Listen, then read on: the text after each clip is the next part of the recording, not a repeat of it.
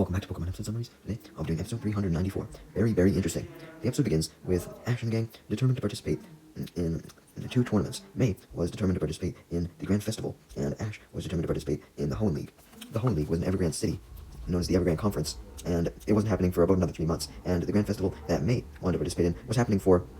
happening for only one other month. So the Grand Festival would be Ash and the gang's next destination. So therefore, Slateport City would be Ash and the gang's next destination, since Brock had found out in his guidebook that Slateport was the location of this year's Grand Festival. Along the way, though, Ash and the gang were getting tired of just sitting on the goddamn boat, so they asked the driver of the boat to permit them to stop at the nearest island for a little pit stop, and the driver agreed. So Ash and the gang got off the boat on the nearest island, and immediately upon coming on the island, they see a whole bunch of berry trees with a wide variety of berries: tomato, orange, pekka, citrus, and that's just some of them. There were some purple and lime ones as well. Pikachu managed to retrieve an orange berry from a tree and was really enjoying the taste of it, and this just made Ash super hungry, so he picked the first berry he could find, which was a tomato berry.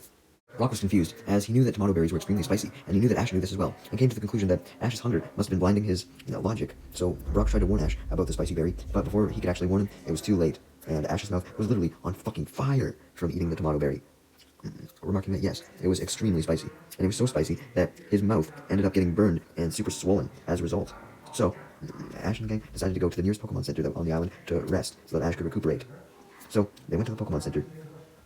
where Nurse Joy was initially terrified upon seeing Ash's swollen lips, thinking he was a monster with specially designed lips or some shit that was different from humans. Brock saw that he could potentially try and comfort Nurse Joy, and took the opportunity to flirt with her by pretending like he was in a fancy suit and offering her a rose and all that. And he fantasized about Nurse Joy essentially being a fine lady in a dress, but Max interrupted Brock's fantasy and stopped him from flirting by pulling him away by the ear, as usual. And Ash and May then requested Nurse Joy to heal their Pokemon, so Nurse Joy accepted, and Ash and May left their Pokemon there. However, Ash left every single one of his Pokemon aside from his Snorunt, and Ash and May handed the Pokeballs to Nurse Joy. As for why Ash didn't give his Snorunt, well, that was because he was going to do some more training with Snorunt to help it master the Ice Beam attack, with Pikachu following along to make sure the training went well. Ash stopped himself before going out, though, because he realized Pikachu wasn't catching up to him, since Ash was just so fucking excited to go train, and he stopped to let Pikachu catch up, though he left before Pikachu actually exited the Pokemon Center, so Pikachu ended up bashing into the automatic doors. But Pikachu eventually got out, and the doors closed. Brock, Max, and May, and Nurse Joy were shocked by Ash's energy, although Max suddenly suggested that maybe Ash training with Snorunt could be a good thing, because Snorunt might accidentally unleash an Ice Beam in Ash's face and help out his whole burning lip issue, and basically cool down his lip. Max, May, and Brock then turn their attention away from Ash, as a whole new thing catches their attention as 3 boys walk by. And they mention something about being excited to make Pokeblocks, and then leave the room. Brock, May, and Max thought that Nurse Joy might know something about the boys making Pokeblocks, since they were heading somewhere else in the Pokemon Center after all, so they asked her about this, and Nurse Joy explained that people native to this island love to make Pokeblocks, since there were so many different kinds of berries they could use, and added that they kept the blenders inside of the Pokemon Center. Apparently, Nurse Joy was going to be hosting a Pokeblock making event soon at the Pokemon Center, and there would be a demonstration on how to properly blend berries or some shit, and this gave May an idea. She was going to participate in this event because she figured it would be a great way to prepare for the Grand Festival, since she could learn how to make her own Pokeblocks, which she had failed to do up to this point. So, May goes in the direction that the boys went into, hoping to make Pokeblocks, and Brock and Max follow. Meanwhile, as for Team Rocket, they were disguised as gardeners that were trimming hedges and tending to the plants outside of the Pokemon Center, trying to make it look like they were just upstanding citizens, doing gardening free of charge. While they were doing this gardening, they were also trying to make their next plans, trying to brainstorm what Pokemon they could capture that was special that Giovanni would like, but they just couldn't think of anything since they were so tired from doing so much gardening work, especially Meowth, who initially suggested that they brainstorm a way to impress Giovanni and give him something. James, however, suggested that Ash and the gang were bound to come by this Pokemon Center sooner or later, since they had seen them come onto this island. That's why they were there in the first place. So James just suggested that they wait for Ash and the gang to show up and do the classic move of catching Pikachu. Meowth agreed with this plan, but he was too exhausted from gardening, so he collapsed to the ground, leading Jesse and James to force Meowth to get up and quit being lazy, although Meowth refused, wanting to relax now that he was on the ground. But Jesse and James still begged Meowth to get the fuck up, reminding him of the entire reason why they were being fake gardeners in the first place. It was so that maybe people on the island would take sympathy for them for doing good deeds for no reason, and that therefore the people on the island would perhaps give Team Rocket some money, which they were in desperate need of because they were out of money. And that's precisely why they wanted Meowth to keep working. Seeing Meowth lying down, though, Jesse and James suddenly realized that they were tired as well, and they gave in, falling down to the ground, and the 3 of them lay beside each other, relaxing, taking a breather from their job, and daydreaming about the shapes of all the clouds, and what they look like. Not long after this, though, they were trampled on by a Pokemon that was walking over them, right on their bellies. Team Rocket quickly bolt up in pain, and they notice the Pokemon being none other than a Munchlax, our first 4th generation Pokemon in the 3rd generation anime. Anyways, Team Rocket instantly demands that Munchlax apologize to them for running them over, but Munchlax just ignores them and starts walking away, so Team Rocket gives chase, angrily wanting to teach this Munchlax a lesson. However, as they were going after Munchlax, Jessie spotted something at a nearby window and stopped there after she noticed what she saw. It was a berry blender inside a room on the other side of the window, and James and Meowth met up with her and peeked in to look at it as well. In fact, there were multiple, and Team Rocket knew that these berry blenders could be used to make Pokeblocks. So Meowth came up with a sinister plan and told it to Jessie and James, who agreed with Meowth's plan and thanked him for whispering it so that no one else heard it, adding a few extra details to it to spruce it up. Apparently they're going to use the berry blenders for some nefarious scheme. Meanwhile, just outside the Pokemon Center, Max's assumption about Snorunt's Ice Beam being able to help Ash's burning lips was actually what Ash was thinking about, because he had the same idea. He basically wanted to train Snorunt right now, so that Snorunt could use an Ice Beam and cool off his lips, which were still swollen. Although Ash wanted to give Snorunt a bit of different practice first, so he set up a target and had Snorunt fire at that. However, when Snorunt used Ice Beam, it failed to even get it far enough to the target this time, so it tried again. And at first, the Ice Beam actually looked on track, like it was going to hit the target that Ash had placed through some nearby trees, but as the Ice Beam went through the trees, it lost its path and shot up into the sky instead. Ash was frustrated and decided that that was enough training for the day and was going to go back to join up with May, Brock, and Max at the Pokemon Center, but since the Ice Beam had fired up into the sky and not dissolved yet, the Ice Beam returned to the ground right on Ash, freezing him in ice. Luckily though, he was able to break out of the ice quickly because of his annoyance, and his lips were no longer burning or swollen, because the ice put them out. Meanwhile, back at the Pokemon Center, May had went off somewhere else to go grab something to help with her idea, while Nurse Joy had momentarily left as well. So Brock and Max decided to follow the kids and ended up in a room where the event was starting. Kids were making Pokeblocks with a whole bunch of berries from the island. There were a total of 5 kids, 2 girls and 3 boys. As Max examined all the good options for berries you could use, such as orange berries or peca berries, he saw a boy using tomato berries and wondered why the fuck a person would willingly use a spicy tomato berry, leading Brock to explain that the spiciness would add interesting flavor so long as it wasn't overused. Suddenly, Nurse Joy comes back. After Brock and Max had already watched kids blend several Pokeblocks utilizing the blenders, first opening them, putting the berries inside, and then blending. Anyways, Nurse Joy said that the best way to know which Pokeblock was the best was to experiment, which was why a whole bunch of kids were also willing to use tomato berries, since they didn't know for sure if it would actually do good or not, so they wanted to make sure. And that's basically what the main purpose of this event was. It was to show kids that you had to experiment to potentially get the best option. And then Nurse Joy suggested that Brock and Max experiment and make their own Pokeblocks, and they could use any of the berries in the garden by the Pokemon Center that they wanted, free of charge. Max instantly accepted, as did Brock. But Brock, however, really only wanted to make Pokeblocks so that he could impress Nurse Joy, and he had a fantasy about this in his head, where he was talking to Nurse Joy in a suit, while Nurse Joy was in that red dress again, and giving her the Pokeblocks. Though Max quickly ends Brock's fantasy by reminding him that it was in fact just a fantasy, and interrupting it. Just then, May comes back into the Pokemon Center with a box full of a variety of types of berries. Basically all the types. And stated that she had harvested all these berries herself, and she planned to use them to make new Pokeblocks to improve her Pokemon for the Grand Festival. Although Brock warned May that having too much or too little berries could ruin the effect, and in this case, too much could ruin the effect. So Brock gives her the berry cookbook that Natalie, the person who was with the load hat and all that, during the episode that Brock got his load hat, Brock gave May the berry cookbook that she gave to him, but May declined the book and said that she didn't need it since she already had a recipe she thought of on her own, calling it May's Purple Surprise. Alternatively named the Pokeblock Made Delicious, so the recipes in Natalie's book were not necessary whatsoever. The recipe consisted of basically every type of common berry, 2 peca berries, 1 orange berry, 1 blackberry, and a small bit of a tomato berry. Brock and Max were skeptical that using every single berry would result in a great type of Pokeblock, obviously, but May just ignored them as she sat down in a chair by a blender and took out all the berries from the basket and cut them up and proceeded to blend them. Pressing a switch on the blender as Brock, Max, and Nurse Joy observe, and soon enough, after a while of waiting, the Pokeblocks came out, and they were purple. Nurse Joy congratulates May on her own creation, while Brock and Max decide to taste the Pokeblocks.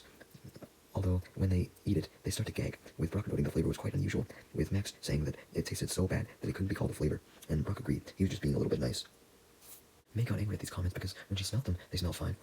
Although Max simply said that May obviously wasn't thinking clearly or had a damaged nose because he thought they smelled bad as well.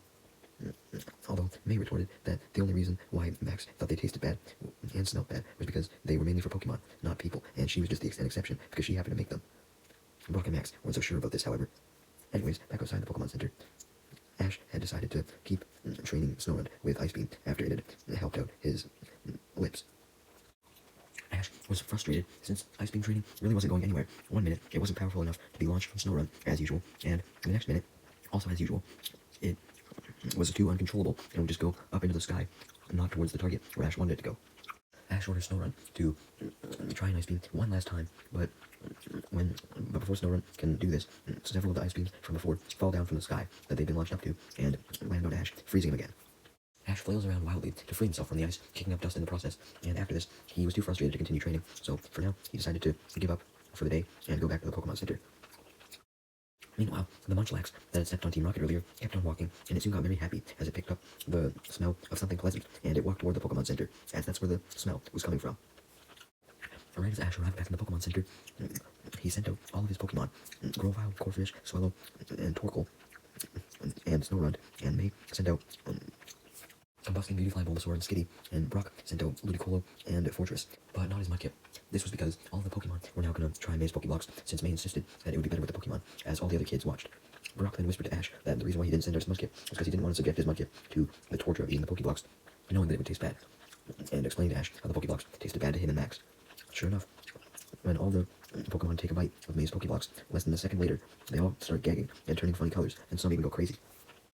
Pikachu went crazy and turned blue, Swallow went crazy and turned green, Torkoal went crazy and turned purple, Ludicolo went crazy and turned red, and Grovyle just fucking almost died and went fully gray. And that was just some of the effects that the Pokemon had. The only Pokemon who wasn't affected at all was Corphish, as Max noted that Corphish might have liked the Pokeblocks in that case, but Max then realized this wasn't the case, much to his dismay, as he hoped that May would have at least got one Pokemon to like them, but Corphish was just too sick from the Pokeblocks to even move, so it looked like it was having no reaction, but it just physically couldn't fall over or anything, because it was so disgusted and sick. Seeing how all the Pokemon were basically knocked out from the Pokeblocks, Brock, May, and Ash recalled them all, and May was extremely disappointed and was about to scrap the whole Pokeblock making thing and give up, although Nurse Joy gave May some advice, saying she simply just needed to experiment more. She was debating if she should, when suddenly none other than the Munchlax, who had went towards the Pokemon Center, finally entered. It turns out that the pleasant aroma that Munchlax smelled was actually May's Pokeblocks, and much to May's delight, Munchlax was actually the exception, and truly did enjoy all of her Pokeblocks, gulping them down in one sitting. The whole bowl that was meant for all of the gang's Pokemon. At first, Nurse Joy debated saying something so that Munchlax didn't get sick from eating so much at once, but before she could say anything, Munchlax had already eaten the entire bowl and was licking the bowl clean, and Nurse Joy remarked that it wasn't every day that a Pokemon would just come to the Pokemon Center to eat an entire thing of Pokeblocks. May was immensely happy that Munchlax liked them, and decided that she could possibly use Munchlax to help her enhance her Pokeblocks, because it could do taste tests, and she could see the true effect on it, believing that all the other Pokemon just didn't understand the taste, or some shit. So May was about to leave the room to go get some more berries to make some more Pokeblocks, but just then, Team Rocket in disguise showed up and sat at one of the desks that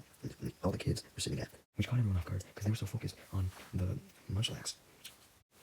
Team Rocket claimed that they were professional Pokeblock tasters and could offer advice on creating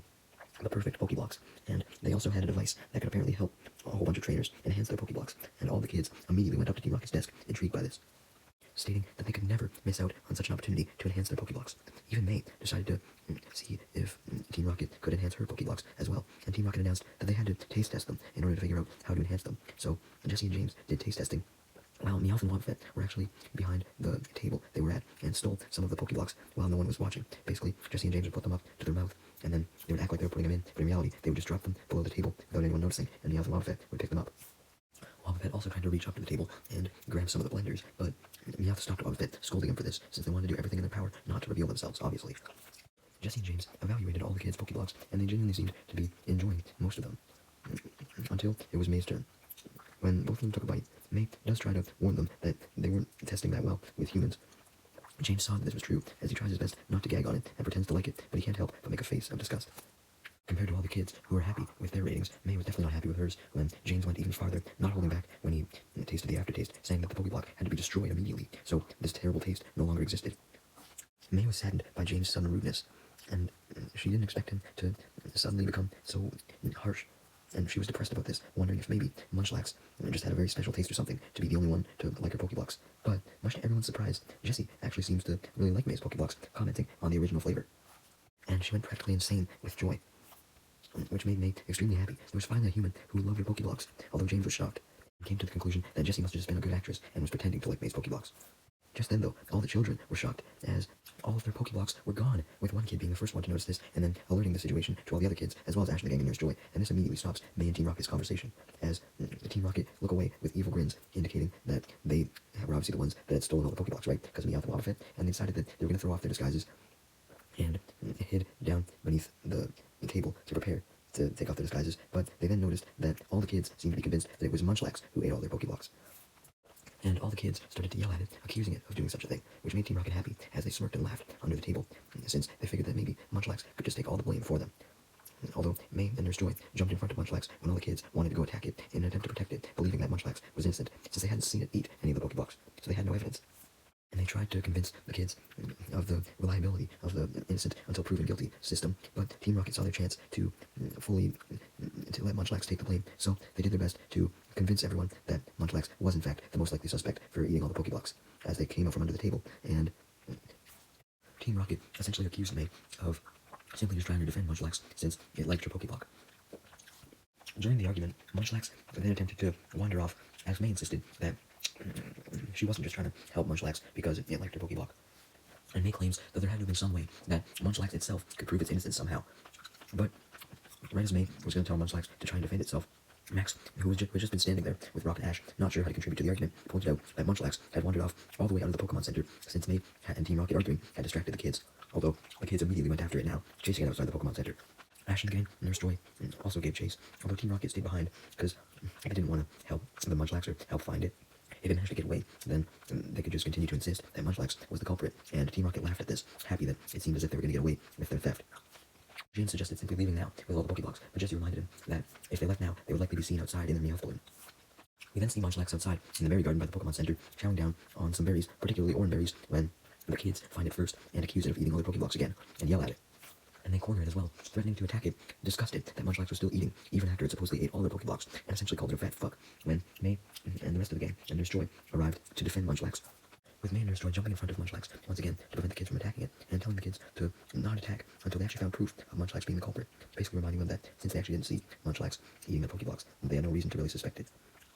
May also adds, with Brock, Max, and Ash's support, that the only berry they'd really seen it eat was her Pokeblocks, and suggested that maybe Munchlax only liked her Pokeblocks, but her theory was immediately proved wrong when she looked behind her and saw that Munchlax was eating berries of all kinds continuously, not stopping, having no care in the world for anything else, which certainly surprised May and disappointed Max, Brock, Ash, and Nurse Joy, and just angered the rest of the kids, since they now believed that Munchlax had to be the culprit, and even May was starting to believe that Munchlax was the culprit. But even then, she didn't give up on defending Munchlax, basically saying that it made perfect sense for Munchlax to be eating all the Pokeblocks, since wild Pokemon, by nature, were meant to carelessly hunt for food, not caring about how it affected others. Although she did acknowledge that this was a problem, and so she came up with an idea. She was going to try and battle the Munchlax to capture it, and then hopefully she could discipline it to not eat people's Pokeblocks uncontrollably anymore. Everyone was shocked by this, aside from Nurse Joy, who admitted that it could be a good idea, because if Munchlax ended up becoming May's Pokemon, then Munchlax would likely listen to May, so May could get it to not eat the Pokeblocks. Brock agreed with Nurse Joy, not just because he was a simp, but because he genuinely agreed, and soon enough, the rest of the gang and all the kids agreed as well. So they watched as May sent out her Combuskin to battle Munchlax to capture it. However, while May was sending out Combuskin, she noticed that Munchlax was gone, but then she just noticed that it sneaked away pretty quickly and climbed up a tree, simply just happily eating some more berries. Max got worried that Munchlax may have heard her plan to capture it and deliberately ran away, but May wasn't too concerned, as she simply got an idea to try and lure it down to her by calling it down and waving one of her purple surprise Pokeblocks, since she knew that it liked it. And sure enough, Munchlax was very interested in these Pokeblocks, so this strategy worked, and May fed it the Pokeblock and quickly challenged it to a battle before it could escape again, basically forcing it into a battle, with Combuskin going for the first attack being a Fire Spin. But Munchlax snuck away once again, so the Fire Spin simply ended up burning a hole in the tree that Munchlax had just come down.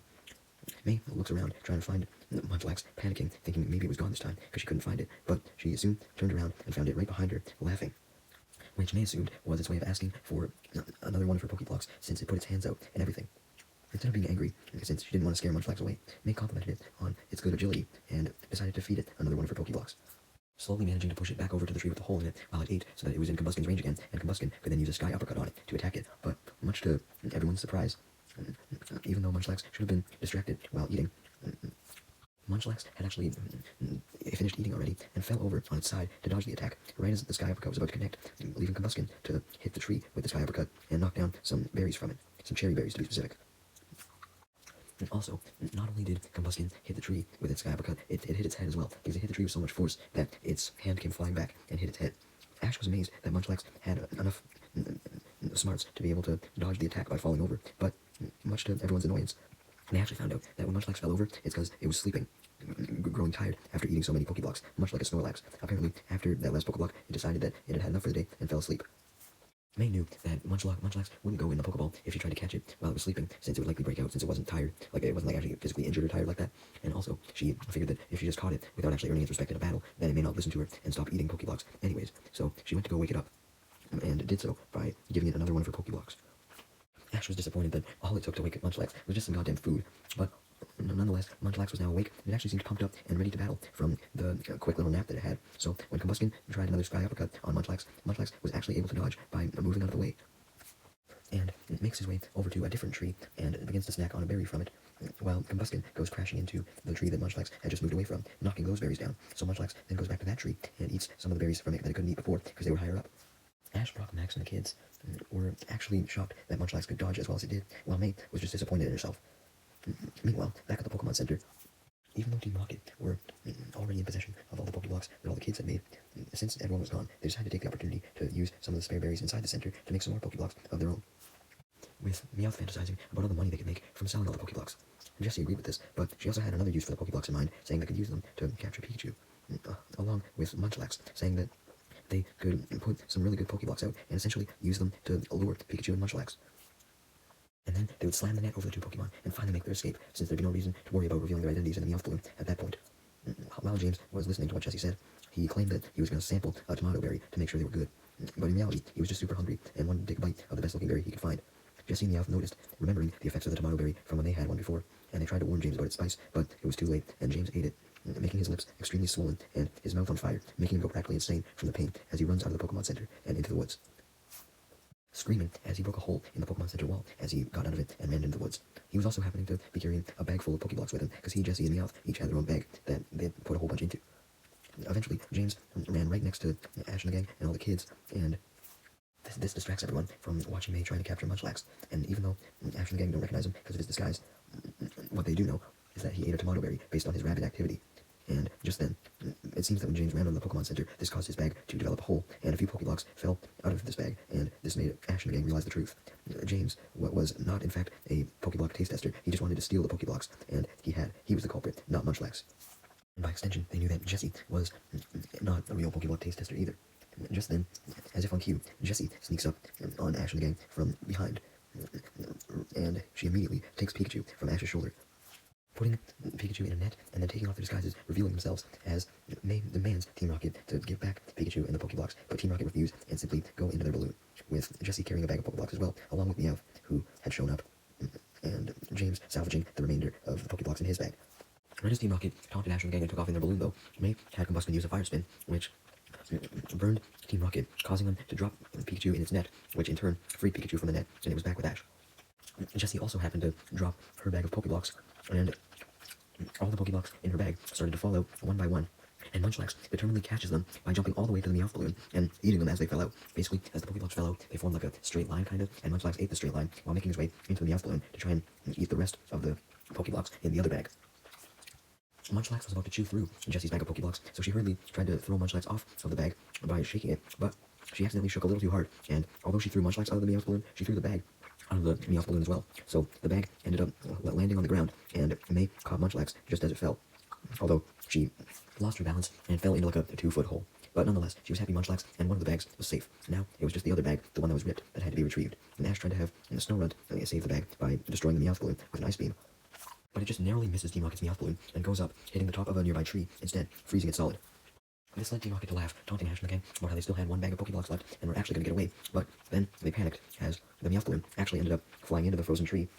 and specifically one of the tips of the tree that was sticking out, and this pierced their Meowth balloon, popping it and exploding it, and sending Team Rocket blasting off. The kids were not relieved at all that Team Rocket was gone, though, as they noticed that now all the Pokeblocks that were still in Team Rocket's bag were falling from the destroyed Meowth balloon. And even more to their dismay, the Pokeblocks weren't even landing on the ground so they could go find them later. Munchlax was catching them all in its mouth rapidly, right before they fell to the ground, eating every single one, having to run around to do so. And Ash quickly yelled to May, advising her to take action and try and catch Munchlax before he ate the rest of them, so May quickly brought out a Pokeball and tossed it. Munchlax was shocked by the Pokeball coming towards it and froze in shock, and also opened its mouth in shock, catching the Pokeball in its mouth in the process. And much to May's dismay, Munchlax swallows the Pokeball, and so this makes her disappointed at the fact that she just wasted one of her Pokeballs for no reason, but much to her shock, Munchlax turns into a beam of light, and Munchlax was then captured from the inside. Basically, the Pokeball worked while in Munchlax's stomach and caught it, surprising Brock, Max, and Ash by this wild catch. They'd never seen anything like it.